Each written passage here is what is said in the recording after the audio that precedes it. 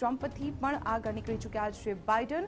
270ના આંકડા સુધી પહોંચવામાં હવે થોડા જ મતની જરૂર છે. અમેરિકામાં બહુમતી માટે 270નો જાદુઈ આંકડા પર પહોંચવું ખૂબ જ જરૂરી છે. ડોનાલ્ડ ટ્રમ્પે ઓહાયોમાં જીત મેળવી છે. ત્યાં બીજી તરફ નોર્થ ડકોટા, સાઉથ ડકોટામાં પણ ટ્રમ્પ દ્વારા જીત હાંસલ કરવામાં આવી છે. વોશિંગ્ટન અને કેલિફોર્નિયા જેવા મહત્વપૂર્ણ રાજ્યોમાં બાઇડને જીત હાંસલ કરી છે. તો આ તરફ ટેક્સાસમાં ડોનાલ્ડ ટ્રમ્પને જીત હાંસલ કરવામાં સફળતા મળી છે.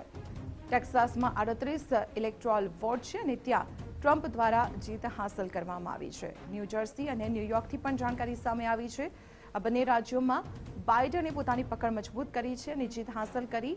તો ઓરેગોન અને ઇલિનોયમાં પણ બાઇડને જીત હાંસલ કરી છે. મિસુરી અને વાયોમિંગમાં ડોનાલ્ડ ટ્રમ્પને જીત હાંસલ કરવામાં સફળતા મળી છે.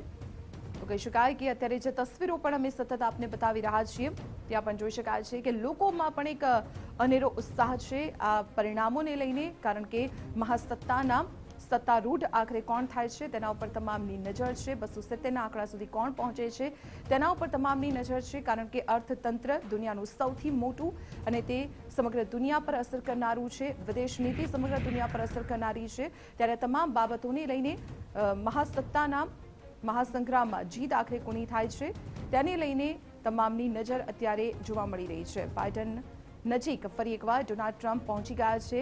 બરાબરીની રેસ ટક્કર ડોનાલ્ડ ટ્રમ્પ અત્યારે બાઇડનને આપી રહ્યા છે. અમેરિકા ચૂંટણીને લઈને મહત્વપૂર્ણ જાણકારી સતત આવી રહી છે. TV9 પર અમે પળે પળની અપડેટ આપને પહોંચાડવાનો પ્રયત્ન પણ કરી રહ્યા છીએ. અત્યારે જે આંકડો સામે આવ્યો છે 237 પર જો બાઇડન અને 210 પર ટ્રમ્પ છે, ત્યારે રાજકીય વિશ્લેષક અજય ઉમટ અત્યારે આપણી સાથે ફોનલાઈન પર જોડાયેલા છે.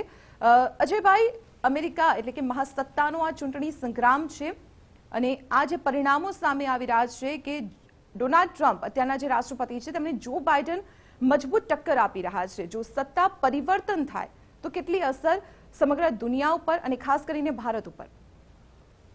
જો મને એવું લાગે છે કે જો સત્તા પરિવર્તન ખરેખર થશે અને બાઇડન જો આ ચૂંટણી જીતશે તો ભારત માટે ચોક્કસ જે પ્રો અમેરિકન પોલિસી હતી એને ફટકો પડશે.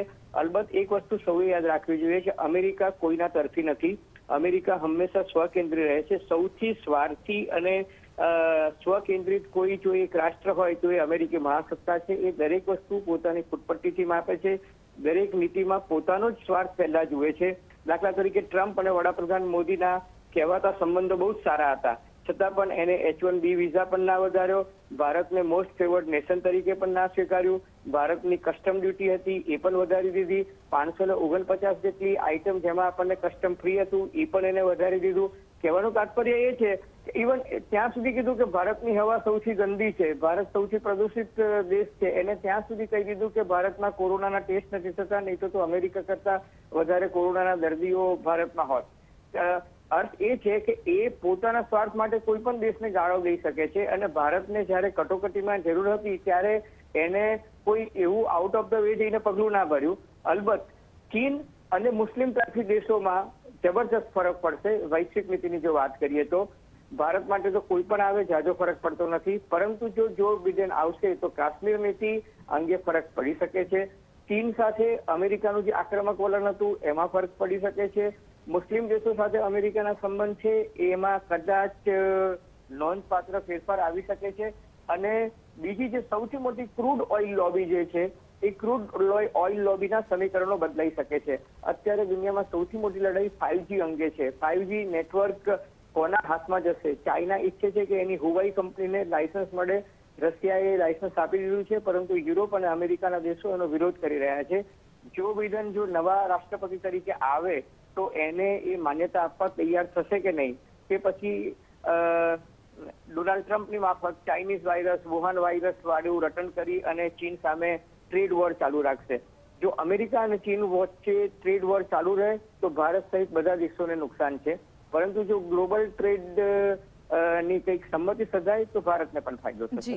જી ચોક્કસ અજયભાઈ, એક રીતે જોવા જઈએ તો અર્થતંત્રની જો વાત કરવામાં આવે તો અમેરિકા એક મહાસત્તા છે અર્થતંત્રની બાબતમાં પણ, અને તેમાં પણ ટ્રમ્પ હંમેશા તેમનું એક સૂત્ર રહ્યું છે કે ફર્સ્ટ અમેરિકા, એટલે કે નોકરીની બાબત હોય કે પછી ઉદ્યોગોની બાબત હોય, અમેરિકા હંમેશા ફર્સ્ટ તેમનું એક સૂત્ર રહ્યું છે. હવે જો સત્તા પરિવર્તન થાય અને અમેરિકાના અર્થતંત્રને જો માઠી અસર પડે તો તેની અસર સમગ્ર દુનિયા પર પણ પડી શકે છે.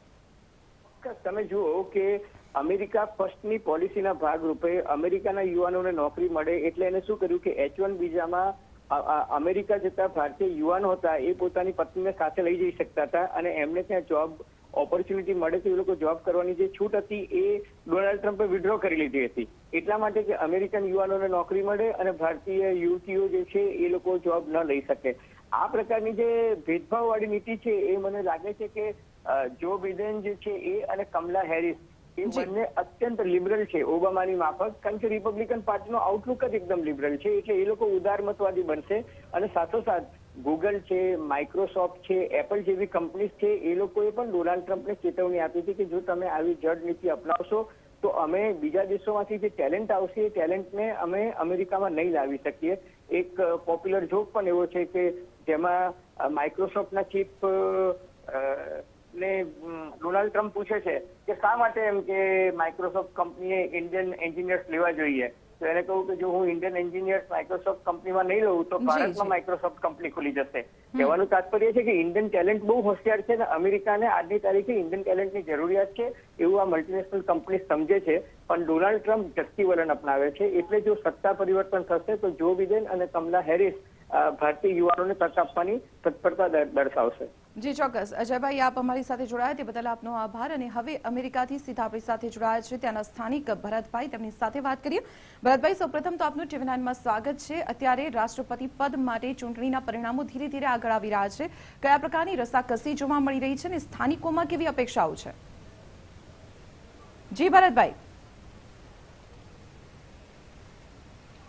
હા, અત્યારે તો રસાકસી ચાલે છે અને આજે રાત્રે અહીંયા લગભગ 12 વાગે આવ્યા છે, પણ પરિણામ આજે આવે એવું લાગતું નથી, કેમ કે જોર્જિયામાં એ લોકોએ રાત પડી 12 વાગ્યા એટલે ગણવાનું બંધ કર્યું છે, કેમ કે જે મેલથી વોટ આવ્યા હતા ટપાલથી એ પાછા આવતીકાલે સવારે ગણશે, એટલે રસાકસી તો ચાલુ છે અને જે પણ જીતશે તે પણ એકદમ સાંકડા માર્જિનથી જીતશે.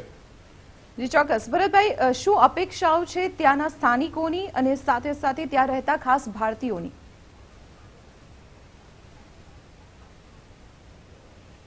જો ભારતીયો માટે તો એવું છે કે એમાં છે ને ભાગલા પડેલા, જે બધા અમારી જનરેશનના ભારતીયો છે તે બધા ટ્રમ્પ જીતે એવું ઈચ્છતા હતા. એનું કારણ એ હતું કે ટ્રમ્પ ભારત સાથે સારા સંબંધ કરે છે, એમણે કાશ્મીરના બાબતે કોઈ જાતની દખલ નથી કરી અને ભારતને કોઈ જાતની સલાહ નથી આપી અને ચીન અને પાકિસ્તાન સામે ભારતને પૂરો ટેકો આપ્યો છે. અને ભારતના વડાપ્રધાન શ્રી નરેન્દ્રભાઈ મોદી સાથે એમને ઘણું સારું ફાવે છે, એટલે ઘણા બધા ભારતીયો આ કારણસર ટ્રમ્પની ફેવરમાં હતા. પણ બાઇડન પણ ભારતને માટે તો સારો જ રહેશે, એટલે એ બેમાં ભાગલા પડી જવાના છે. જી ચોક્કસ. ભરતભાઈ, એવી પણ જાણકારી સામે આવી છે કે બાઇડન જીતે કે ટ્રમ્પ જીતે હિંસા થવાની શક્યતાઓ છે અને સુરક્ષા બંદોબસ્ત ત્યાં સઘન કરવામાં આવ્યો છે, તેને લઈને આપની પાસે કોઈ અપડેટ?